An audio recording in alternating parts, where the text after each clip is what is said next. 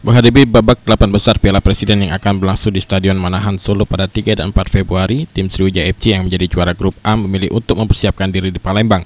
Setelah menjalani babak penyisihan grup A yang cukup menguras tenaga di Bandung, manajemen SFC memutuskan pemain bisa istirahat sejenak kembali ke Palembang dan sebagian pemain ada yang pulang ke kampung halamannya masing-masing. Pada Senin sore, para pemain kembali latihan di Stadion Bumi Sriwijaya. Pelatih Rahmat Darmawan sendiri menilai Piala Presiden menjadi bagian dari persiapan membentuk tim yang solid untuk menghadapi kompetisi sesungguhnya pada Liga 1 Maret mendatang. Pada sesi latihan ini, SFC banyak menerapkan program dan variasi latihan, mulai penguatan fisik di fitness center hingga recovery di kolam renang yang lokasinya berada di Kompleks Wisma Atlet Jakabaring.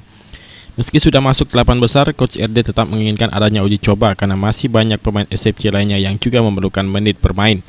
Apalagi Piala Presiden merupakan bagian dari persiapan tim menghadapi kompetisi sesungguhnya. SFC lolos ke babak 8 besar dengan menjadi juara grup A Piala Presiden. Laskar Wongkito mengantongi 6 poin, sama dengan PSMS Medan. Namun SFC lebih berhak menjadi juara grup karena unggul selisih gol dan head to head dengan PSMS Medan. Tim Liputan PAL TV.